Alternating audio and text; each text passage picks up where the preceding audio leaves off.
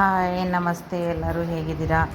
ನಾನು ಚೆನ್ನಾಗಿದ್ದೀನಿ. ಇವತ್ತು ನಮ್ಮ ಗಿಡದಲ್ಲಿ ಕನಕಾಂಬರ ಹೂವು ಮತ್ತು ಸೂಜಿ ಮಲ್ಲಿಗೆಯನ್ನು ಬಿಡಿಸ್ಕೊಂಬಂದಿದ್ದೀನಿ. ವಿಡಿಯೋ ಲೈಕ್ ಆದರೆ ಶೇರ್ ಮಾಡಿ, ಕಮೆಂಟ್ ಮಾಡಿ ಆ್ಯಂಡ್ ಸಬ್ಸ್ಕ್ರೈಬ್ ಮಾಡ್ಕೊಳ್ಳಿ. ಹೊಸಬರು ಯಾರು ನೋಡ್ತಾ ಇದ್ದರೆ ಸಬ್ಸ್ಕ್ರೈಬ್ ಮಾಡ್ಕೊಳ್ಳಿ ಪ್ಲೀಸ್. ಮೋಟಿವೇಶನ್ ಆಗುತ್ತೆ ನಮಗೆ ಸಬ್ಸ್ಕ್ರೈಬರ್, ಲೈಕು, ಕಮೆಂಟ್ ಮಾಡಿದರೆ.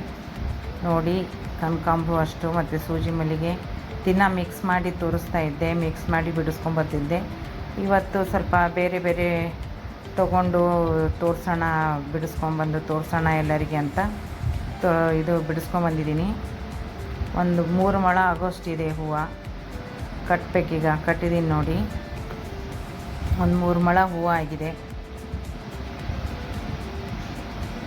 ದಿನ ಬಿಡ್ತಾ ಇರುತ್ತೆ ನಮ್ಮ ಗಿಡದಲ್ಲಿ.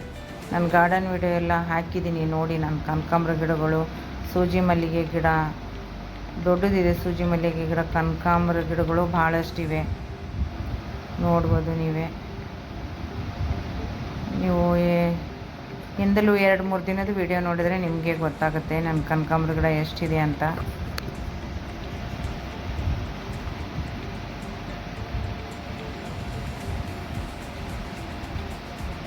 ನೋಡಿ, ಇಷ್ಟಕ್ಕೊಂದು ಹೂವು ಆಗುತ್ತೆ ನಮ್ಮ ಗಿಡದಲ್ಲಿ.